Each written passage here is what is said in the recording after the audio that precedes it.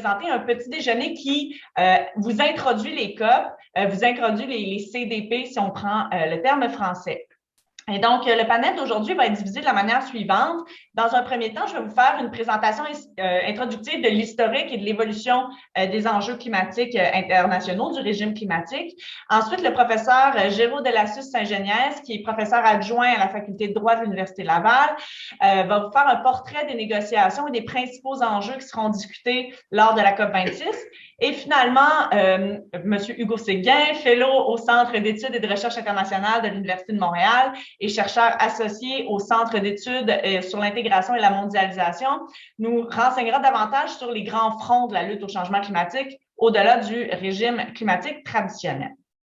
Donc, voilà, je vais juste prendre quelques instants pour partager mon écran, si vous me le permettez.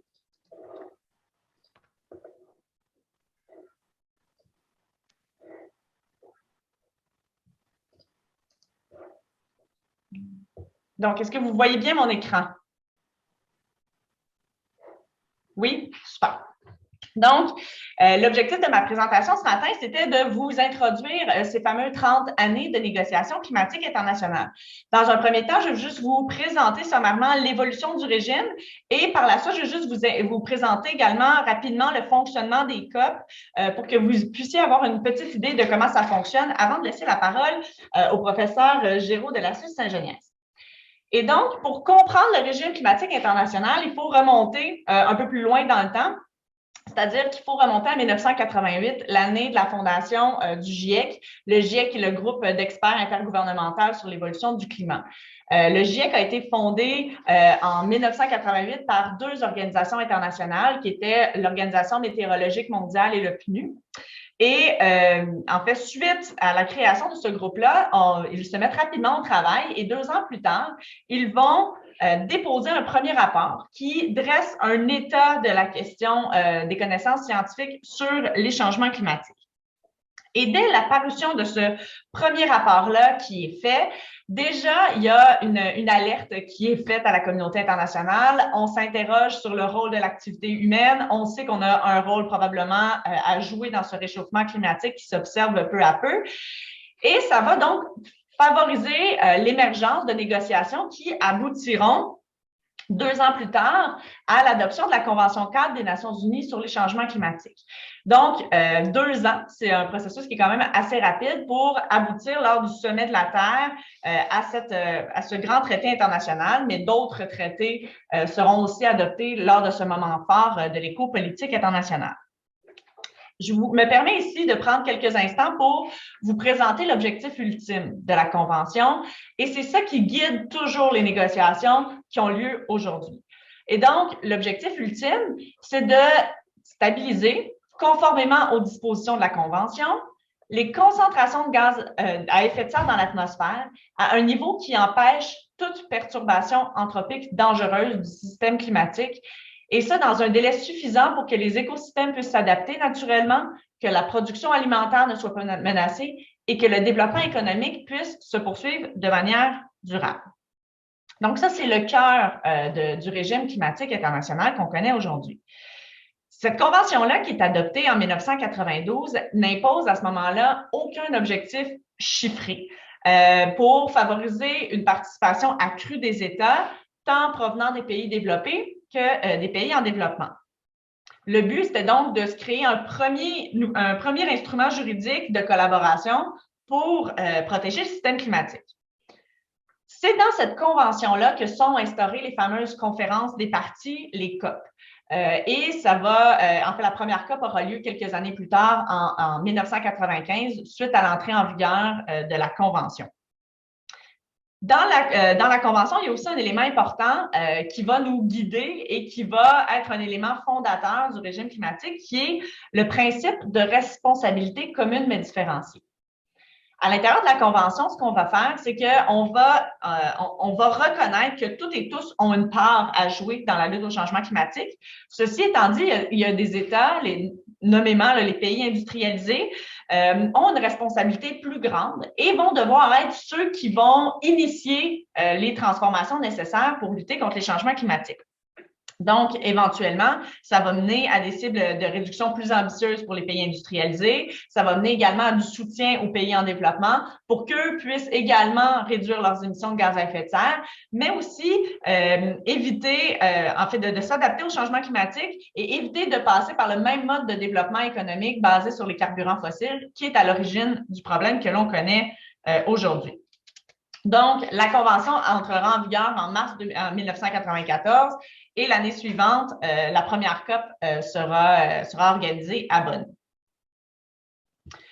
Par la suite, en 1997, donc c'est quelques années plus tard, on adopte un nouveau traité. Dès la première conférence à Bonn, on se rend compte que finalement, les connaissances scientifiques s'affinent. Deuxième rapport du GIEC qui paraît en 1995. On sait qu'on doit donc faire plus et plus rapidement, d'où l'amorce de processus de négociation qui durera 2 ans et qui aboutira au protocole de Kyoto. Dans le protocole de Kyoto, on demande donc aux pays industrialisés de faire leur part, de réduire en moyenne les émissions sous les niveaux de 1990 de 5,2 pour la période 2008-2012. Donc, on dit à l'intérieur de certaines annexes, là, on dit nommément quels États devront réduire leurs émissions et ils vont devoir s'engager dans une première phase de réduction des émissions de gaz à effet de serre. L'idée, donc, du protocole de Kyoto, c'était vraiment d'amorcer un cercle vertueux qui permettrait éventuellement de toujours être de plus en plus ambitieux et de réduire les émissions et éviter un emballement incontrôlé du climat. Par contre, malgré la bonne foi initiale que les États ont lorsqu'on adopte le protocole, ça va prendre 8 ans avant que le protocole de Kyoto entre en vigueur parce que rapidement, le système mondial se transforme. En 1997, la Chine est encore un pays en développement, mais rapidement, ce pays-là se développe, devient un important contributeur de gaz à effet de serre, tout comme d'autres pays émergents. Donc, sur la scène internationale, les rapports de force commencent à changer. Les États-Unis annoncent qu'ils ne ratifieront pas le protocole de Kyoto. Et là, ça va faire en sorte que plusieurs autres États vont attendre avant que tout ça s'effectue, si bien que ça va prendre 8 ans avant qu'on ait le nombre de signatures nécessaires pour que le protocole de Kyoto puisse entrer en vigueur. Là, je fais un saut dans le temps. Permettez-moi, donc j'évacue toutes les questions qui concernent Copenhague. J'y reviendrai si vous avez des questions par rapport à ça. Mais donc, on se rend compte que 8 ans sont nécessaires. On tente par la suite d'amorcer une suite, mais avec le retrait des États-Unis, c'est un peu difficile. Donc, on essaye d'imaginer quelque chose de différent. On tente une première tentative à Copenhague, c'est un échec. Et on arrive donc par la suite à Paris avec une feuille de route là, quelques années auparavant, donc pour négocier un accord. Et là, l'objectif, c'était donc de négocier un protocole, un autre instrument juridique convenu d'un commun accord ayant valeur juridique applicable à toutes les parties. Qu'est-ce qu'on veut? C'est qu'on veut se sortir de cette dualité pays développé, pays en développement, pays émergent. On sait que la contrainte fonctionne peut-être, mais peut-être pas pour d'autres États. On commence à reconnaître la complexité de s'entendre sur la question des changements climatiques. Et donc, on négocie sur cette base-là pour que tous les pays, les plus grands émetteurs, soient engagés dans un accord universel sur le climat. C'est donc dans ce contexte-là que sera adopté l'accord de Paris. Je me permets donc d'aller assez rapidement pour vous expliquer les grandes composantes pour après ça pouvoir arriver à la présentation de la COP26. Premier élément important à retenir de l'accord de Paris, c'est que l'accord de Paris, c'est un accord qui vise toutes les parties. Contrairement au protocole de Kyoto, où il y avait vraiment une séparation entre les pays industrialisés qu'on nommait, qu'on disait voici ce que vous devez faire, et les pays en développement qui, eux, avaient d'autres choses à faire, finalement, là, ce qu'on dit, c'est que tout le monde doit contribuer, tout le monde doit lutter contre les changements climatiques, doit réduire leurs émissions, doit s'adapter. Donc, on reconnaît que tout le monde doit faire leur part, mais on reconnaît du même coup que cette part-là n'est pas la même lorsqu'on est un pays développé et en développement. Donc, en fonction du grand principe que j'ai évoqué en début de présentation, qui concernait la responsabilité commune, mais différenciée. Donc, l'accord de Paris innove dans cette logique où il est beaucoup plus inclusif, mais tout en reconnaissant certains éléments associés à des positions différentes de certains acteurs. Deuxième élément très important de l'accord de Paris, ça concerne une cible de réduction. Dans l'accord, on prévoit enfin qu'on se donne un objectif politique qui est de réduire les émissions bien en dessous, nettement en dessous des 2 degrés Celsius et s'efforcer de la limiter à 1,5. C'est ça que l'accord de Paris dit dans son objectif. Donc, on est capable de nommer que veut dire cette fameuse, ce qui était mentionné dans la Convention, donc à un niveau qui empêche toute perturbation anthropique dangereuse. On estime à ce moment-là que c'est nettement sous 2 degrés et idéalement 1,5. L'accord de Paris, aussi dans les décisions relatives à l'accord de Paris, on s'engage à mobiliser 100 milliards de dollars par an à compter de 2020 pour aider les pays les plus pauvres à s'adapter et à mettre en place des plans d'action pour lutter contre les changements climatiques. On dit que ce financement-là doit aller autant en adaptation qu'en atténuation et que cette somme-là, c'est une somme qui est planchée et qui devra par la suite être revue à la hausse à compter de 2025. Par contre, d'où provient cet argent-là, la nature même du financement va être critiquée par plusieurs pays en développement, puis on va devoir définir une méthode de calcul. Comment on calcule ce financement-là? Et juste pour vous dire qu'on n'a toujours pas réglé cette question-là 6 ans plus tard. Donc, c'est un enjeu qui est important à la COP. Et dans cette logique de financement-là, on ne s'astreint plus seulement aux pays les pays développés, même des pays émergents comme la Chine, par exemple, a choisi dès 2015 d'annoncer qu'elle contribuait à ce fonds-là pour aider les pays développés. D'où le fait qu'on assiste un peu à un éclatement de cette dualité qui existait entre pays riches et pays en développement. Quatrième élément qui est important dans l'accord de Paris, c'est l'inclusion de ce qu'on appelle une clause de révision périodique. En anglais, on appelle ça le Ratchet Clause. L'idée de cette clause-là, puis elle est fondamentale dans l'accord de Paris, c'est que l'idée de négocier un traité chaque 5 ans devenait un peu, difficile à penser. Et là, ce qu'on s'est dit, c'est que ce qu'on va faire, c'est qu'on se donne un objectif ultime. On se donne une clause qui s'appelle cette clause de révision périodique, à l'intérieur duquel, à chaque 5 ans, les États devront rehausser leur niveau d'ambition, devront montrer qu'ils progressent dans la lutte au changement climatique pour qu'éventuellement, si ce qui a été déposé sur la table en tant que contribution de la part des États est insuffisante, bien, 5 ans plus tard, on va donc avoir une cible plus ambitieuse et éventuellement, on va tous converger vers l'atteinte de l'objectif ultime. C'est pour ça, donc, qu'on se retrouve en 2021 avec ce rehaussement du niveau d'ambition qui est demandé là, par plusieurs acteurs qu'on entend beaucoup dans les médias. Et finalement, le dernier volet concerne la forme légale de l'accord. Il y a eu beaucoup de questions à l'époque, on en parle moins aujourd'hui, mais on n'appelait pas ça le traité de Paris, on n'appelait pas ça la Convention de Paris, on a décidé d'appeler ça l'accord de Paris. Ce qu'on voulait, c'est qu'on voulait un traité international, mais si on l'appelait comme tel, il y avait des risques que les États-Unis n'adhèrent pas. Et donc, pour sauver les meubles, on a choisi de l'appeler l'accord de Paris, mais reste qu'il y a des dispositions à l'intérieur qui lui confèrent le même statut qu'un traité international. Il y a plusieurs obligations dans le texte. On pourrait y revenir plus en détail si vous avez des questions, mais reste que c'est donc un traité qui a un nom peut-être moins commun, mais qui s'appelle donc dès lors l'accord de Paris. Donc voici, ça c'était pour les grandes lignes. Je me permets donc juste rapidement pour faire un aparté pour vous présenter. Donc, c'est quoi une COP? Je vous ai dit d'entrée de jeu que c'est à l'intérieur de la Convention qu'on crée ces fameuses conférences des parties. Les conférences des parties, c'est donc des rassemblements annuels des parties. Donc, ça, c'est des États qui ont ratifié la Convention. Et il va y avoir la même chose pour l'accord de Paris, les protocoles de Kyoto, mais on les regroupe là, sur la grande famille des COP, qui vont avoir pour objectif de mettre en œuvre et de prendre des décisions qui vont faciliter la mise en œuvre de ces grands traités internationaux sur le climat. Donc, l'idée, c'est qu'on fait le point sur ce qui a été fait. On essaie de s'entendre sur des nouvelles décisions qui vont faciliter l'atteinte de nos objectifs collectifs. Ces COP-là ont lieu chaque année, pendant 2 semaines, chaque automne, et c'est la même chose depuis 1995. Donc, il y a des dates. Il y a certains moments où ça a eu lieu à un autre moment. Il y a même eu en 2001 une réplique, là, mais tu sais, si on fait abstraction des exceptions, ça a lieu à l'automne de chaque année, sauf bien sûr l'année dernière, puisqu'on a reporté la COP pour des raisons sanitaires. C'est donc à travers les COP que sont négociés les grands engagements internationaux.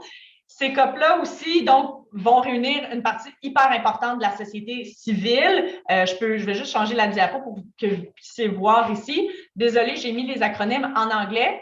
Mais dans le fond, dans une COP qui participe, il y a les délégués officiels des États, donc des représentants des États qui participent. Mais aussi, dans la Convention, on a ouvert cette possibilité à des groupes de la société civile de pouvoir participer, de pouvoir agir à titre d'observateur. Et c'est dans ce contexte-là qu'on a créé des constituants, donc des groupes en fonction de d'où ils proviennent. Donc, vous avez une liste. Donc, les bingos, ce sont les gens des entreprises. Les engos, ce sont les groupes environnementaux. Le monde agricole, donc les farmers. Les IPO, c'est pour les groupes les Premières Nations et autochtones. Les gouvernements locaux, les groupes de recherche, les syndicats, etc. Et en plus de ça, donc ça, c'est pour les groupes qui peuvent participer comme observateurs, parfois participent au sein des délégations d'État et des fois de manière autonome. Dans le cadre de ces 2 semaines de COP, donc, il y a des sessions formelles de négociation que vous allez suivre, que vous pouvez suivre pendant les 2 semaines qui vont suivre. Il y a aussi des rencontres qui sont faites entre les délégués et les gens de la société civile. Il y a des événements parallèles, un peu comme des grands congrès scientifiques ou des congrès, d'entreprises ou d'organisations où on présente des enjeux, on présente des technologies, où on débat de certaines questions. Il y a des foires commerciales. Donc, c'est vraiment la planète climat, si on veut, qui se réunit lors de ces grands événements. C'est pourquoi c'est si important et qu'on en discute autant dans les médias. Donc, c'est vraiment ce moment fort annuel. C'est pour ça qu'on voulait faire cette présentation-là aujourd'hui, pour vous montrer un peu son fonctionnement, son histoire. Et sans plus attendre, je terminerai ma présentation, puis je laisserai donc Géraud partager son écran pour qu'il puisse lui aussi faire sa présentation. Donc, merci Géraud. Merci beaucoup Annie. Bonjour à toutes et à tous, bon matin. Merci beaucoup de cette invitation. Donc, moi, je vais essayer de vous présenter, donner un aperçu de l'état des négociations et les principaux enjeux de cette COP26. Et je dois dire que Annie me fait un cadeau difficile de me donner la responsabilité de parler de ce sujet-là parce que les négociations sur le climat, même si ça fait quelques années que je suis ça, c'est un processus qui est très compliqué et ça devient extrêmement difficile d'être un généraliste de ces conférences-là. On a de plus en plus de spécialistes de certains enjeux de négociation. Mais bon, je vais essayer de vous donner un tour d'horizon et je m'excuse s'il y a des gens qui sont spécialistes de certaines questions. Je ne rentrerai peut-être pas dans les détails, mais bon, si vous avez des questions, on pourra revenir là-dessus. Alors, je pense qu'Annie l'a bien montré avec sa ligne du temps. C'était intéressant. En fait, ces conférences sur le climat, il faut voir qu'elles s'inscrivent dans un continuum. Il y en a eu 25 jusqu'à présent. Il y en aura d'autres à l'avenir. Et il faut analyser chaque COP à la lumière de l'histoire qui s'est écrite auparavant. Donc, avant de parler de la COP26, ce n'est pas inintéressant de revenir un peu sur ce qu'on a fait à la COP25, ça fait quand même 2 ans. Et donc, cette dernière COP25 qui se tenait à Madrid, c'était une conférence qui a été extrêmement décevante. Tout le monde s'accorde pour le dire. D'abord, c'est une conférence qui s'est finie en retard. Alors, ça peut paraître anecdotique, mais 44 heures de retard sur la fin d'une conférence, ce n'est pas anecdotique. Ça démontre que les États n'arrivaient pas à se mettre d'accord et ça posait des problèmes logistiques. À l'aéroport, moi, je me souviens d'avoir croisé des délégués qui avaient déjà leur vol de retour, qui devaient partir, mais la négociation n'était pas terminée. Donc, on a eu des négociations qui se sont mal déroulées et essentiellement qui ont bloqué sur 2 points. Le premier point, c'est ce qu'on appelle la finalisation du Paris Rule Book. Donc, je suis désolé, j'ai mis l'acronyme anglais, mais c'est vrai qu'on est un peu contaminé avec ces acronymes anglais parce que toutes les négociations se déroulent en anglais. Alors, pour comprendre ce qu'est le Paris Rule Book, en fait, il faut revenir sur l'accord de Paris, qui est un texte qui prévoit un certain nombre de choses, mais qui a besoin, un peu à la manière d'une loi en droit national, qui a besoin de règlements d'application pour être complètement opérationnel. Et ces règlements d'application, on les négocie en fait depuis 2015, donc ça fait un certain temps. On a adopté la majeure partie de ces règlements d'application en 2018, lors de la COP24, mais il y a encore quelques éléments qu'on n'a pas réussi à négocier. Donc la COP25 avait pour mandat de finir cette négociation des règlements d'application de l'accord de Paris, donc du Paris Rule Book. Et les États n'ont pas réussi à s'entendre sur ces derniers éléments-là. Et puis, il y avait aussi un autre élément qui était central dans cette COP25, c'est la question de l'ambition, parce que les promesses de réduction des émissions de gaz à effet de serre qui avaient été communiquées par les États nous amenaient sur une trajectoire d'augmentation de la température de plus 3,2 degrés. Et le problème qu'on avait, c'est que selon le système qui avait été établi, beaucoup d'États n'étaient pas tenus de rehausser le niveau d'ambition de leur communication nationale avant 2025. Donc, tous les États qui avaient communiqué une cible qui allait jusqu'en 2030 n'avaient pas d'obligation de présenter une communication qui était plus ambitieuse jusqu'en 2025. Or, c'était problématique puisque vous voyez qu'on était à 3,2 degrés d'augmentation. Donc, il y a eu un effort de la présidence chilienne pour essayer d'amorcer un processus, d'amener les États à augmenter le niveau d'ambition de leur contribution. Mais c'était un problème compliqué parce qu'il n'y avait pas de mandat de négociation sur cette question-là. Et finalement, on a eu, au terme de longues discussions, des formules très creuses où simplement la COP mesure l'urgence de relever le niveau d'ambition. Donc, une COP très décevante et on a eu ensuite cette pandémie.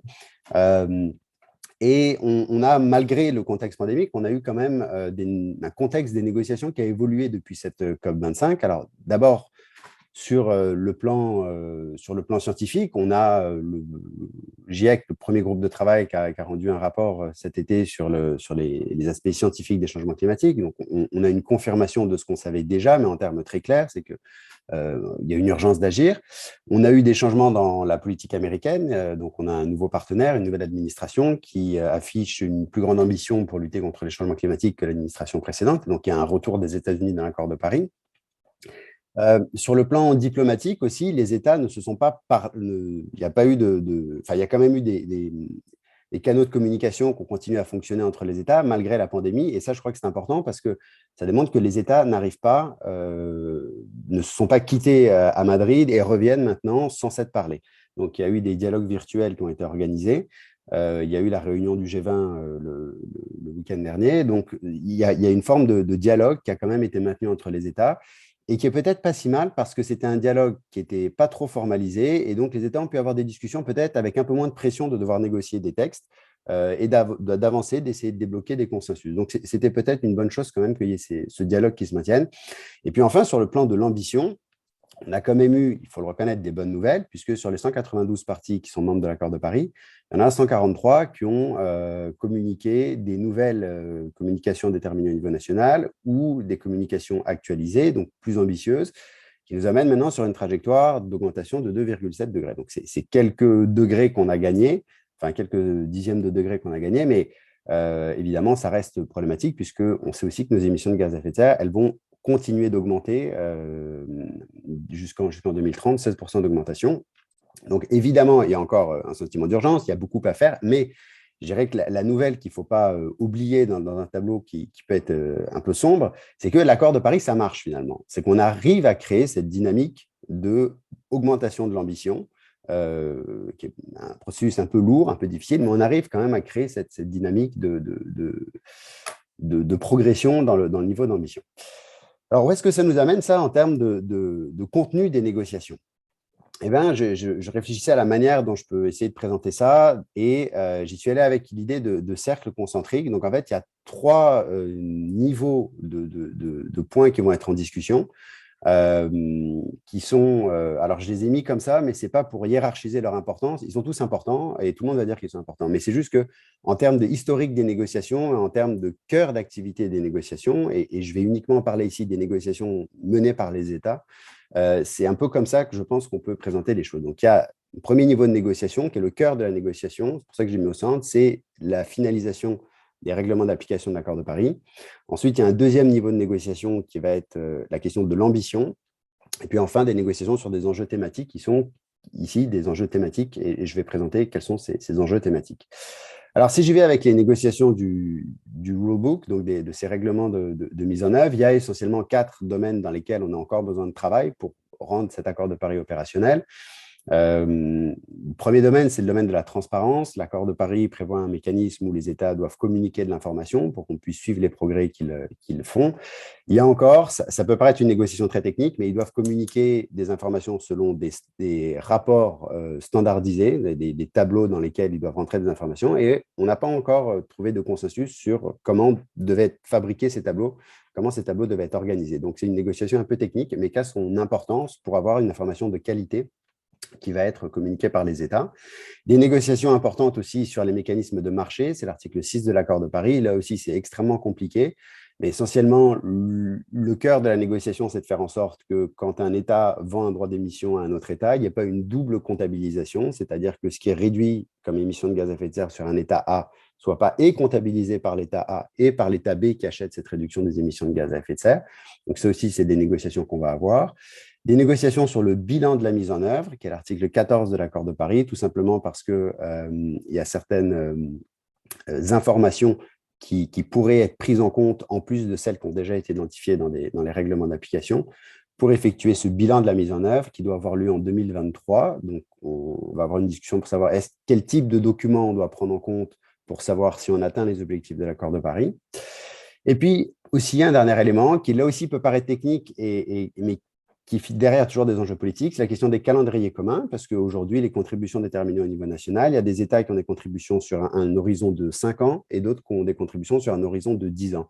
Et ce qu'on aimerait faire, c'est ce qui est prévu dans l'article 4.10 de l'accord de Paris, c'est avoir des calendriers communs, c'est-à-dire que toutes les contributions soient ou bien sur un horizon de 5 ans ou bien sur un horizon de 10 ans, parce qu'avoir un calendrier commun, ça va faciliter la question de la transparence, ça va faciliter la question de la comptabilisation des droits d'émission de gaz à effet de serre donc pour les mécanismes de marché, ça va aussi faciliter le bilan de la mise en œuvre. Et je veux dire qu'il y a des arguments très valables des deux côtés pour justifier qu'on adopte une contribution sur un cycle de 5 ans ou sur un cycle de 10 ans. On pourra revenir sur cette question-là, mais les deux arguments sont… Enfin, il y a des arguments valables pour soutenir les deux positions. Deuxième niveau de discussion, c'est la question de l'ambition. Et ici, l'ambition, elle se divise un peu en deux grandes thématiques, je pense. La première, bon, ce n'est pas très surprenant, c'est celle de l'atténuation. On sait pour le moment que le compte n'y est pas en termes d'addition des promesses. On est donc 2,7 alors qu'on cherche à être sous les 2 degrés, voire 1,5, même si on pense aujourd'hui que ça va être difficile de respecter cette cible-là.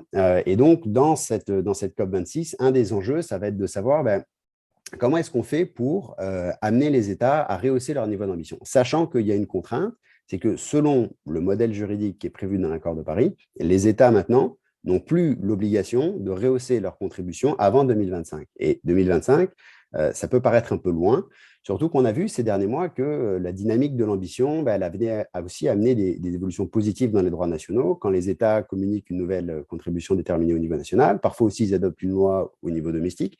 Donc, est-ce qu'on veut passer les 4 prochaines années sans que les États continuent d'augmenter leur contribution déterminée au niveau national? Et donc, je pense qu'il y a cette préoccupation-là, ce dilemme-là, de dire comment est-ce qu'on fait pour amener les États à les inciter à rehausser le niveau de leur contribution déterminée au niveau national, sans réécrire le texte de l'accord de Paris, parce que juridiquement, les États ne sont pas obligés de rehausser avant 2025, c'est l'article 4.9. Donc, il va y avoir cette diplomatie de l'ambition qui va se mettre en place dans ces négociations-là. Et puis aussi la question de la référence au 1,5 degré. Je pense que beaucoup d'études scientifiques nous démontrent que maintenant, on risque de dépasser ce 1,5 degré. Il y a quand même beaucoup d'États pour qui c'est très important ce 1,5 degré. Et donc, il y a une question ici un peu technique de savoir comment est-ce qu'on va faire, et si on y arrive, à faire atterrir cette référence au 1,5 degré dans une décision qui sera adoptée par la COP ou sans doute plus par la conférence des États parties de l'accord de Paris. Donc, ça, c'est pour le volet atténuation. Il y a aussi le volet finance climatique qui va être un gros morceau, enfin, qui va devenir même un gros morceau pour les prochaines COP, parce que, Annie en a parlé, à Copenhague, donc depuis 2009, il y a ce chiffre qui est de dire que les pays développés s'engagent à transmettre 100 milliards de dollars par année d'ici 2020. Et en fait, au moment de la négociation de l'accord de Paris, il y a eu une prolongation de ce montant de la finance climatique qui est maintenant prolongé jusqu'en 2025. Donc, en fait, les États sont engagés à transférer 100 milliards de dollars jusqu'en 2025. À la COP 2024, il a été décidé qu'à la COP 26, on allait initier une conversation pour définir un nouvel objectif quantifié pour la période post-2025. Donc, les États vont commencer à avoir une discussion sur, OK, à partir de ce plancher de 100 milliards de dollars, quelle est la cible de finances climatiques que l'on se donne pour la période post-2025? Et ici, j'insiste sur le terme « initier » parce que si les États initient la conversation, ça veut dire qu'ils ne termineront pas la conversation lors de la COP26. Donc, je pense que cette COP26, en fait, sera plutôt une manière d'intégrer cette thématique-là dans l'agenda de négociation et notamment de savoir, aussi c'est des enjeux procéduraux, mais ils ont leur importance de la négociation, de quelle manière est-ce qu'on organise la négociation pour définir cette nouvelle cible collective. Quel type d'informations on prend en compte, à quelle fréquence est-ce qu'on se rend compte, dans quel forum est-ce qu'on en discute. Ici, il y a des enjeux plus de logistique interne, j'allais dire de gouvernance interne. Mais j'allais dire peut-être la nouvelle encourageante sur ce front-là, c'est que la présidence de la Grande-Bretagne qui gère la COP a eu une bonne idée, à mon sens, qui était de réunir l'Allemagne et le Canada, vous en avez sans doute entendu dans les médias, pour préparer un rapport sur cette finance climatique dans lequel les États reconnaissent que, pour le moment, le compte n'y est pas. Ils n'arrivent pas à fournir ces 100 milliards de dollars. Selon les chiffres de 2019, on approche le 80 milliards.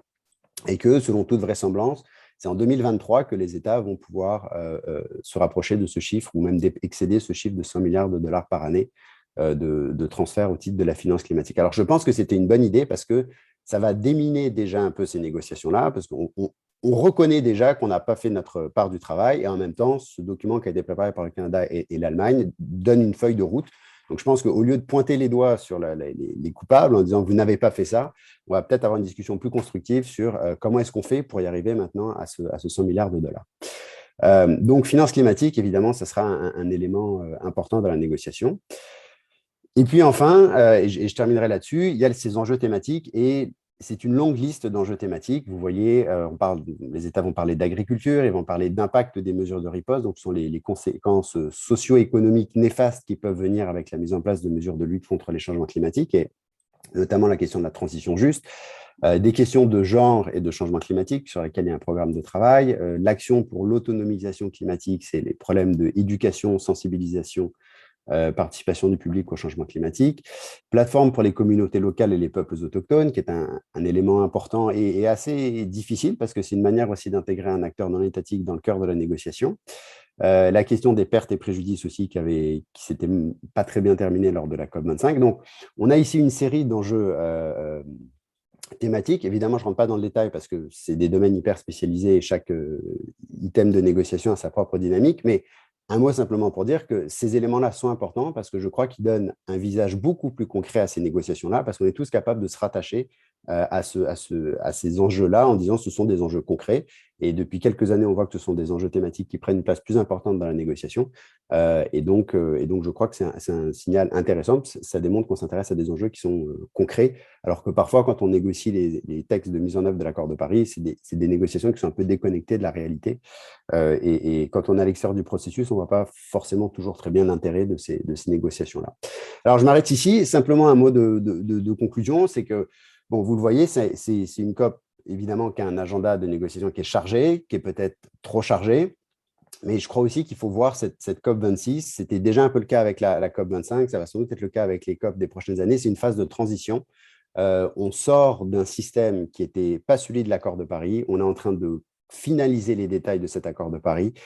Et maintenant, on rentre dans une nouvelle phase qui est de dire, maintenant qu'on va avoir les règles du jeu, comment est-ce qu'on crée une dynamique positive pour maintenir l'ambition sur une base permanente et pas simplement sur les 5 ans. Et aussi, et ça, je crois que ça va être le nerf de la guerre, c'est la question de la mise en œuvre. Comment est-ce qu'on fait pour que les États fassent ce qu'ils ont dit qu'ils ont fait? Et ça, pour le moment, on a un peu de difficulté à voir concrètement comment ça va se passer. Alors, merci beaucoup. Je m'arrête ici et je cède la parole à mon collègue Hugo Séguin. Merci. Merci, Hugo. On va faire simplement le transfert du partage d'écran. Donc, Hugo nous présentera les grands fronts de la lutte au changement climatique puis les réflexions qui découlent de cette gouvernance mondiale du climat. Donc, la parole est à toi, Hugo. Oui, bonjour tout le monde. Merci d'être là ce matin. Bravo, Géraud. Effectivement, je voudrais juste rebondir sur certains des trucs que tu as dit. C'est extrêmement compliqué d'être capable de suivre l'ensemble des pièces qui bougent dans une COP. J'ai beaucoup aimé ton schéma là, et la façon dont tu le présentes. C'est tout un tour de force. Plus les années passent, plus c'est compliqué de suivre la COP. Je vous partage mon écran, mais je vais partir de là en vous disant, attendez un petit peu, je vais mettre mon écran. OK, je vais essayer de le mettre en plein écran. Est-ce que vous voyez mon plein écran? Oui, OK, super. Donc, c'est un régime, le régime climatique international qui a été présenté par Annie, on a fait un zoom sur les grands enjeux de négociation par Géraud. C'est un régime qui est extrêmement compliqué à suivre, mais qui croule sous sa propre complexité. Hein. Si vous avez l'impression que c'est lent, que c'est frustrant, que ça n'avance pas suffisamment rapidement, vous avez tout à fait raison. Ce qui me permet, moi, de garder un semblant de sanité mentale quand je suis les enjeux de la COP, c'est d'essayer d'aller voir au-delà du régime, puis aller voir sur le terrain qu'est-ce qui bouge. D'où l'idée que Géraud l'amenait bien. Est-ce que l'accord de Paris, c'est un pari, hein? C'est un pari qu'on est capable d'encadrer l'action à l'international et d'insuffler un momentum à tous les acteurs pour qu'ils passent à l'action. Et j'ai récupéré ta phrase, où l'accord de Paris fonctionne. Il fonctionne parce qu'on le voit, à Glasgow, les pays arrivent avec des contributions. La plupart des pays arrivent avec des contributions majorées, mais pas seulement les pays. Les grands acteurs, la finance, les grandes entreprises, les villes, tout ça, arrivent à Glasgow et n'arrivent pas les mains vides. Donc, l'accord de Paris force l'action sur le terrain, d'où l'idée de front dans la lutte au changement climatique. Si on est pour utiliser un vocabulaire guerrier, hein, c'est une lutte au changement climatique, alors cette lutte-là est menée sur plusieurs fronts, et le front des négociations climatiques internationales, ce n'est qu'un des fronts qui est déployé. Je vous vole le scoop de ce que je vais vous présenter en quelques minutes. Moi, je vous soumets que les COP ne sont plus les lieux où ça passe ou ça casse. J'accepte la discussion, mais moi, je n'adopte pas le vocabulaire qui dit on va sauver la planète si la COP 26 est une COP qui va fonctionner, qui va bien fonctionner. Hein. La planète ne sera pas sauvée parce que la COP 26 aura sauvé la planète. Ce n'est plus comme ça que ça fonctionne. L'unité de mesure dans sauver la planète, et c'est l'accord de Paris qui nous y amène, c'est qu'est-ce qui se passe sur le terrain. La COP 26 sera nécessairement insuffisante. On ne sera pas capable de fermer les écarts dans l'ambition de réduction des émissions de gaz à effet de serre. On ne sera très certainement pas capable encore de réduire les écarts au niveau du financement nécessaire pour faire face au changement climatique, notamment dans les pays les plus vulnérables. Donc, la COP sera insuffisante. Elle sera peut-être perçue comme un échec aussi, mais je vous soumets encore une fois que ce n'est pas à l'aune d'une COP qu'on mesure si on est en action ou pas, si on sauve la planète ou pas. Par contre, les COP sont importantes parce que c'est l'endroit où on stimule et on accélère l'action climatique partout. Alors, s'il y a des fronts dans la lutte au changement climatique, moi, je vous soumets qu'il y en a au moins 5 fronts. Il y a un front qui est porté par l'opinion publique et les sociétés civiles en mouvement. Et c'est ce qui permet aux États d'arriver dans les COP avec plus d'ambition parce qu'ils se font pousser dans le dos par leur opinion publique, de plus en plus mobilisée, ce qui fait en sorte que sur le terrain, j'ai mis une photo de l'Assemblée nationale du Québec, mais j'aurais pu mettre la Ville de Montréal, j'aurais pu mettre le Parlement écossais ou peu importe, c'est que sur le terrain, les politiques se sentent l'obligation de déployer des actions, d'investir massivement dans des solutions aux émissions de gaz à effet de serre. Alors, si on cherche de l'action, on va en trouver là. Si on cherche de l'action, on va voir d'autres fronts, le front des technologies aussi qui se développent, notamment dans les énergies renouvelables, mais pas seulement. Les flux financiers sont aussi un autre front parce que les flux financiers mondiaux et locaux vont aller pénaliser de plus en plus les problèmes, les sources, et vont aller encourager les solutions.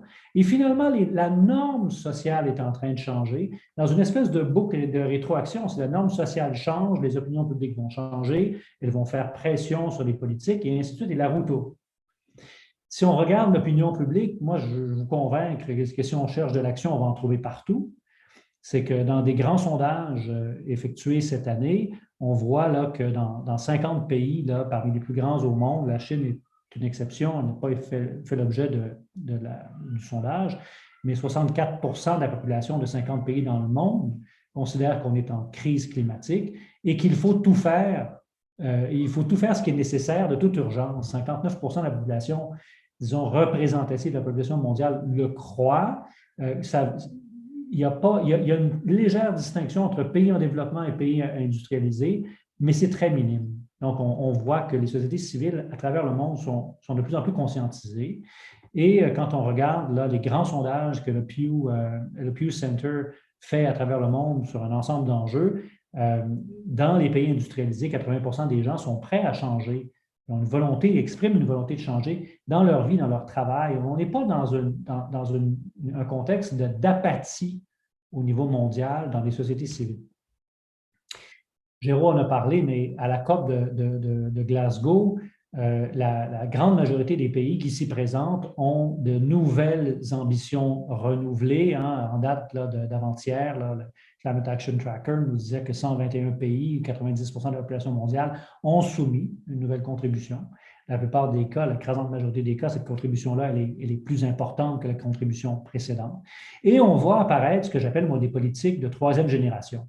C'est-à-dire qu'au lieu d'inciter, au lieu d'avoir des politiques qui sont volontaires, on encourage les acteurs à volontairement passer à l'action, on est rendu dans des politiques qui décrètent que dorénavant, les choses se passeront de cette façon-là. On décrète à travers le monde maintenant qu'il n'y aura plus de vente de véhicules à essence d'ici 2035. La plupart des pays industrialisés se sont donné cet objectif-là. Au Canada, on a vu la promesse du Parti libéral du Canada de mettre fin, de plafonner et de décliner les émissions du secteur du pétrole et du gaz au Canada. On voit de plus en plus des engagements de mettre fin à l'exploitation pétrolière et gazière et charbonnière à travers le monde. On veut mettre fin au financement des centrales au charbon à travers le monde. C'est ce qui est sorti du dernier communiqué de presse du G20 à Rome en fin de semaine. Donc, on voit ce genre de politique-là où on décrète qu'à partir de maintenant, les choses devront changer. L'État reprend un certain contrôle de l'activité économique. La diffusion des technologies, elle s'exprime de la meilleure façon possible par le fait que le coût des énergies renouvelables qui veulent remplacer les fossiles, qui sont la principale cause du problème des changements climatiques, donc leur coût au kilowattheure est en chute libre, au point que partout à travers le monde, ou à peu près, les renouvelables sont plus concurrentiels ou aussi concurrentiels que les fossiles qu'ils veulent remplacer. Mais c'est vrai pour le solaire, c'est vrai pour l'éolien, c'est de plus en plus vrai pour les batteries, c'est de plus en plus vrai pour d'autres grandes technologies qui se déploient. Et ça, c'est de nature à montrer la porte rapidement aux principaux problèmes qui sont les nôtres, hein, donc la principale source des émissions de gaz à effet de serre, pétrole, charbon et gaz. Les flux financiers aussi ont compris ou commencent à comprendre ce message-là dans la mesure où, sous l'instigation d'anciens gouverneurs de la Banque du Canada, anciens gouverneurs de la Banque d'Angleterre aussi, rapporteur des Nations unies sur la finance climatique, Mark Carney, la finance internationale se structure autour de trois pivots. C'est-à-dire que le premier pivot, c'est de forcer ou d'inciter et forcer les entreprises à reconnaître les risques climatiques dans lesquels elles évoluent. À quel risque climatique elles s'exposent, mais comment elles contribuent au risque climatique par leurs activités, c'est le Task Force on Climate Finance Disclosure, TCFD. À travers cette réalisation-là que les entreprises ont une vulnérabilité et une responsabilité, on voit de plus en plus du désinvestissement dans les énergies fossiles, donc dans les causes profondes des changements climatiques, mais pas seulement, il y a la déforestation aussi qui est de la partie, la biodiversité, d'autres formes où les entreprises ont un impact sur les changements climatiques. Et comme il y a un désinvestissement des problèmes, il y a un réinvestissement, il y a un envol dans les investissements dans les solutions, notamment dans les énergies renouvelables. Donc, encore une fois, si on veut voir de l'action sur le terrain, on va en trouver. Finalement, c'est mon dernier front, c'est celui que j'aime le plus, c'est que avec tout ça, avec le temps qui passe, avec le phénomène des changements climatiques qui s'amplifie, les normes sociales sont en train de changer. On vit actuellement une certaine normalité dans notre façon d'entrevoir les changements climatiques parce que la norme a changé. La norme, dans les 15 dernières années, a changé et nous a amenés à où on est aujourd'hui. Et la norme continue de changer, c'est-à-dire que dans 10 ans, on va être encore plus loin que là où on est aujourd'hui. Qu'est-ce qui est socialement inacceptable aujourd'hui? C'est quoi nos gains au niveau de la diffusion de nouvelles normes? C'est que les carburants fossiles sont considérés aujourd'hui comme le problème qu'ils sont. Il est de plus en plus mal vu, mal perçu de se dire des grands défenseurs des carburants fossiles, notamment le charbon et le pétrole. Et ça, c'est directement venu de la modification des normes sociales. Il est socialement inacceptable aujourd'hui à travers le monde de nier les changements climatiques. C'est plus possible de faire ça. Donc, la nouvelle norme sociale nous a amenés dans cette direction. Il est de plus en plus socialement acceptable de parler d'action climatique, de crise climatique, d'urgence climatique. Il est de plus en plus acceptable aujourd'hui de parler d'un prix sur le carbone, ce qui n'était pas le cas avant. Et de plus en plus, on voit une nouvelle norme sociale qui pose la question du système économique actuel qui est basé sur il n'y a pas de limite, il y a une croissance infinie, c'est ça qu'on cherche, puis c'est correct. Cette norme-là, cette dernière norme de la critique de la surconsommation, je l'ai appelée comme ça par manque de meilleurs termes, c'est une norme sociale qui est de plus en plus en croissance et qui est appelée à s'établir, je pense, d'une façon plus dominante au cours des dernières années. Vous allez me dire que, puis je me dis aussi à moi-même que ce n'est pas suffisant. C'est-à-dire que si on cherche de l'action, on va en trouver, mais elle n'est pas suffisamment rapide, cette transformation-là, et vous avez parfaitement raison. J'assistais la semaine passée au rapport The State of Climate Action du World Resources Institute, qui pour la première fois faisait la recension de toutes les solutions qui étaient déployées à travers le monde pour lutter contre les changements climatiques. Ça va de l'électrification des transports, au déclassement des centrales au charbon, des investissements dans les grands secteurs financiers, tout ça, pour s'apercevoir qu'on est vraiment au début d'un changement. On est loin d'être à la hauteur de là où l'action devrait être. Par contre, les auteurs du rapport nous disent que chaque grande transformation dans le monde ont toujours suivi une courbe de croissance exponentielle. Et on se dit, les auteurs se disent, aujourd'hui, on est sur cette courbe d'ascension qui deviendra exponentielle parce que c'est comme ça que ça s'est passé dans le passé et c'est comme ça que ça se passera aujourd'hui. Si les renouvelables sont encore à 10 ils sont en 10 aujourd'hui, mais ils vont prendre leur essor de façon exponentielle demain. Même chose pour les batteries, même chose pour les voitures, même chose pour toutes les technologies en déploiement. C'est une façon de se réconcilier avec le fait que c'est trop lent. C'est une façon de se garder encore dans l'espoir qu'on sera capable de faire face puis de limiter la croissance de la température. D'autres personnes diront que ce ne sera pas suffisant. Moi, je me garde la possibilité de réfléchir dans ces termes-là, que le tout à la technologie ne sera pas suffisant. Maintenant, vos boules de cristal valent les miennes et c'était ce que je voulais vous présenter. Merci Hugo, merci Géraud. Déjà, dans les questions-réponses, il y a 2 questions qui ont été lancées. Pour les gens du public, n'hésitez pas à poser vos questions également. Donc, je lance la première question donc de Mme Jacqueline Romano-Toramanian. Donc, quel espoir peut-on avoir quand il y a 2 grands absents qui sont parmi les gros pollueurs? On pense à la Chine et la Russie. Est-ce que Hugo, je te lance cette première balle? Ce n'est pas un bon signe hein, que les présidents russes, chinois, brésiliens ne soient pas de la partie. Ce n'est pas un bon signe. Okay? On ne se cachera pas que ce n'est pas intéressant. Il y a aussi géopolitiquement des raisons qui peuvent expliquer pourquoi les Chinois boudent la COP26. Hein. Ça se passe en Grande-Bretagne. La Grande-Bretagne a un nouvel accord, disons, défensif avec l'Australie. On l'a vu avec la crise des sous-marins français. Donc, on peut bouder la COP pour des raisons diplomatiques. La Russie, ça a toujours été un bum dans les négociations, la Russie. Alors, la Russie continue à jouer au bum. Par contre, ce serait erroné de penser qu'il ne se passe rien en Chine. Au contraire, hein, il faut qu'il se passe quelque chose en Chine et il se passe des choses en Chine. Hein.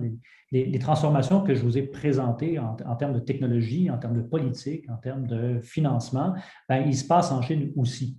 Et ce qui permet aux Chinois de dire, avec quand même pas mal de certitudes, c'est quand même appuyé, que les émissions chinoises devraient arrêter de croître d'ici 2030, ce qui est une excellente nouvelle. Donc, je fais un rapport de ce que je voulais dire. Ce n'est pas parce que le président chinois n'est pas là qu'il ne se passe rien en Chine. Ce n'est pas parce que le président chinois n'est pas là que la délégation chinoise ne jouera pas un rôle quand même important à la COP. Est-ce que, Géraud, tu voulais ajouter quelque chose à cette présentation?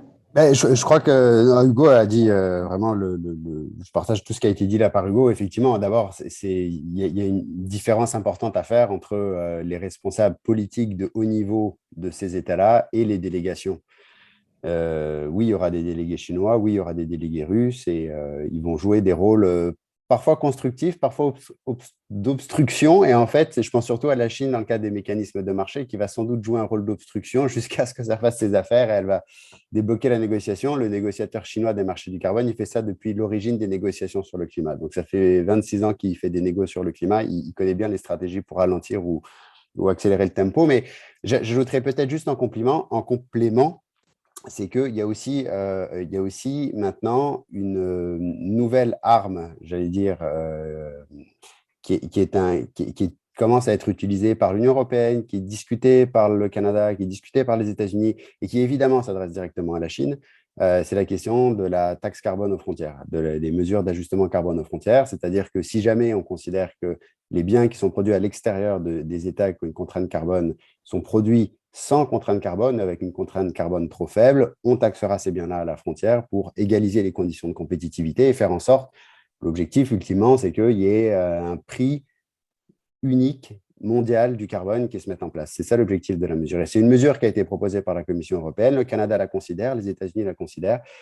Et c'est un message parce que ça veut dire que si les États ne veulent pas bouger assez rapidement de leur propre chef par l'exercice de leur souveraineté, eh ben, ils vont se confronter à des obstacles commerciaux et ils sont susceptibles de réagir à ça. Bon, en même temps, on ne veut pas non plus une guerre commerciale, mais ce qu'on a vu, c'est que par le passé, je pense notamment à la question de l'aviation, les mesures unilatérales mises en place par l'Union européenne, ça peut faire bouger les lignes au niveau multilatéral. Donc, même si, indépendamment de ce qui se passe dans la négociation, il y a aussi une forme d'unilatéralisme vert là, qui se met en place, qui pourrait avoir un impact sur la politique chinoise.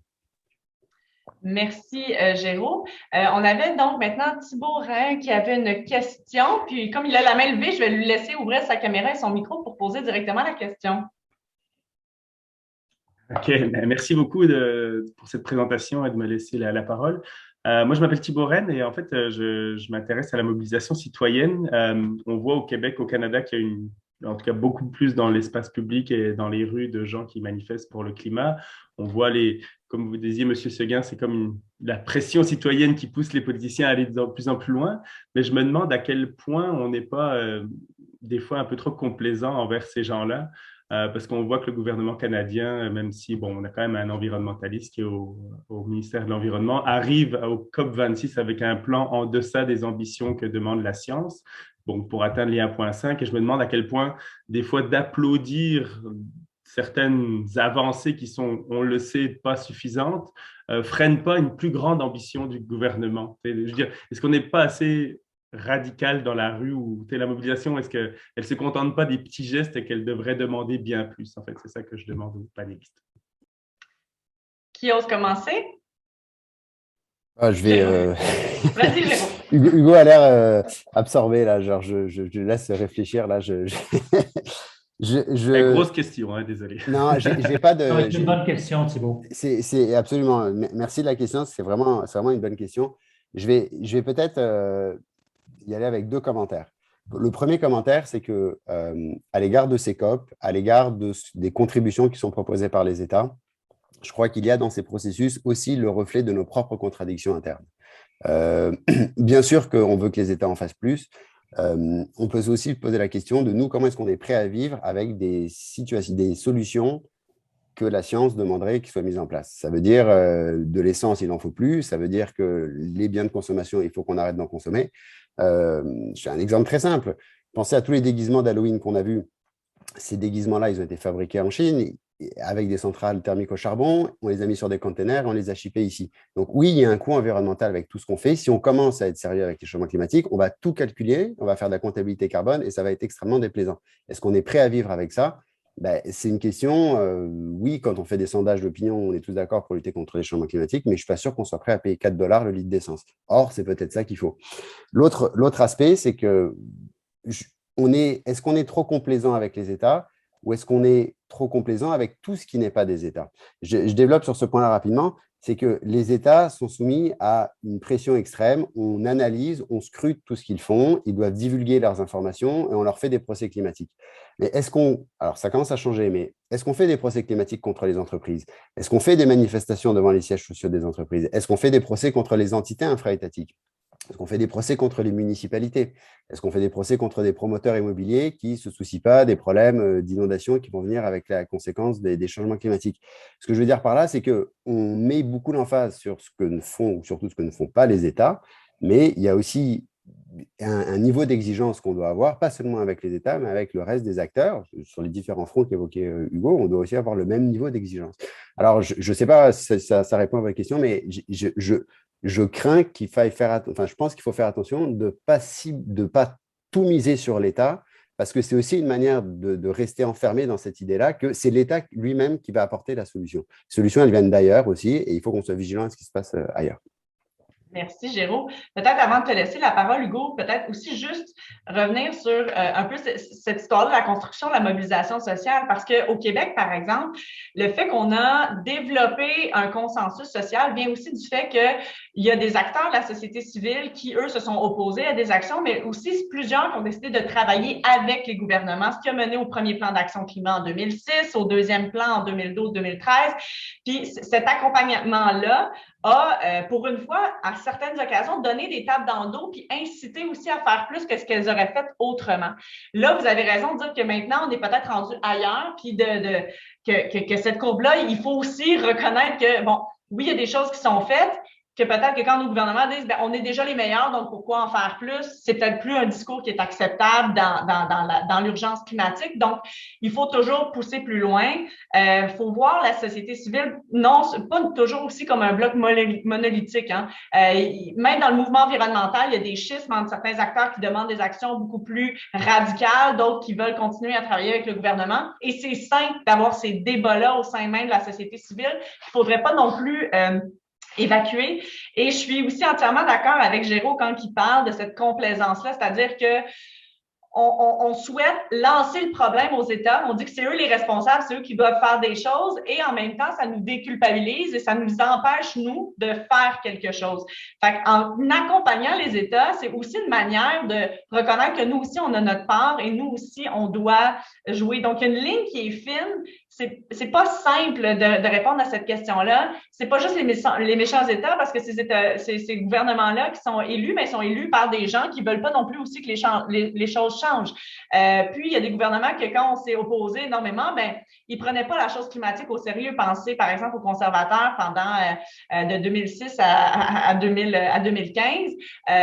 On voit que eux, ça leur coulait comme sur le dos d'un canard, finalement. Donc, parfois, ces solutions-là peuvent fonctionner avec certains gouvernements, mais pas avec d'autres, tout dépendant aussi de leur sensibilité climatique.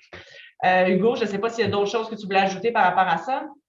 Bien, Thibault, moi, je pense que il y a une tension entre reconnaître les bons coups de nos gouvernements dans un contexte où ces bons coups-là ne sont pas suffisants. C'est ça, là, la synthèse de ta question, de la manière dont je l'ai comprise. D'abord, te dire qu'on a besoin d'une société civile, d'une partie de la société civile qui est plus radicale que les autres, qui est beaucoup plus qui ne fait pas de compromis, qui est beaucoup, beaucoup plus radicale que les autres. Extinction Rebellion, aujourd'hui, joue le rôle que Greenpeace jouait hier.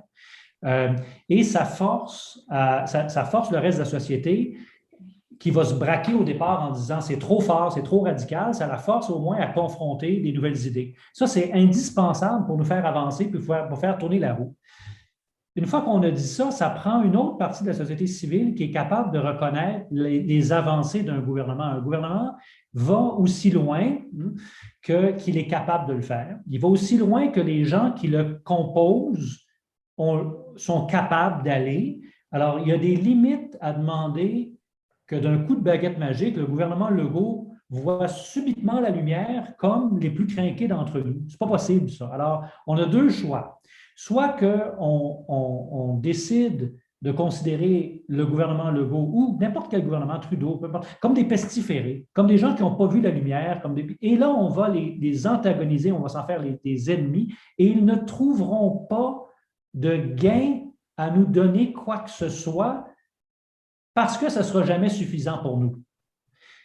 Ce qui m'amène à penser que le rôle d'une autre partie de la société civile, c'est de reconnaître les bons coups, de les encourager et de leur dire, quand vous posez un geste qui est important, qui est significatif, on va le reconnaître, on va être avec vous, on va l'applaudir, puis on va vous dire encore, on va vous dire que ça en prend encore davantage.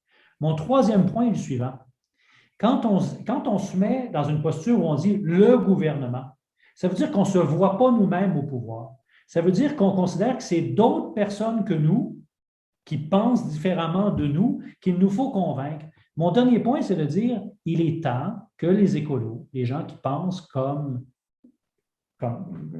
vous, investissent ces lieux de pouvoir. La première chose à faire, c'est d'aller voter. Les jeunes sont à 20 %, un taux de participation électorale de 20 % inférieur au reste de la population. C'est pas rien. L'autre, c'est d'aller investir les lieux de décision, c'est-à-dire d'aller se présenter à tous les niveaux de gouvernance. Et après ça, on va pouvoir dire les nôtres sont au pouvoir et pourront faire des choses plus rapidement. Moi, c'est à ça que je pense quand je vois Stephen Guilbeault, ministre de l'Environnement, c'est ça que ça veut dire. Mais Stephen Guilbeault, ce n'est pas le plus radical. La radicalité d'aujourd'hui, c'est la normalité de demain. Alors, il y a des gens qui doivent commencer à penser à aller investir les lieux de pouvoir avec des nouvelles idées, qui ne sont pas celles de Stephen, mais qui seront celles de demain. Alors, c'est un peu long, ma réponse, mais c'est comme ça que je construis ma réponse à votre question, Thibault. Merci Hugo, merci Géraud. C'était tout le temps qu'on avait. Merci d'avoir donné ces éclairages-là sur cette grande question de la gouvernance des changements climatiques. Donc, si vous voulez aussi en apprendre plus sur le sujet, je vous invite à consulter le 3e numéro du Climatoscope qui est paru la semaine dernière. Donc, c'est une revue de vulgarisation scientifique qui est gratuite, disponible en ligne. Donc, vous pouvez simplement écrire www.climatoscope.ca si vous voulez en savoir plus. Et donc, pour la dernière fois, merci infiniment, Géraud. Merci beaucoup, Hugo, d'avoir accepté de participer à ce petit déjeuner des dialogues pour le climat. Et donc, merci aussi à vous, cher public, d'avoir fait partie de cette discussion-là. Puis, je vous souhaite un excellent mardi et j'espère vous voir dans d'autres conférences dans les prochains jours. Merci. Merci aux organisateurs, merci au public. Au revoir. Merci, au revoir. Au revoir. Merci à tous, au revoir.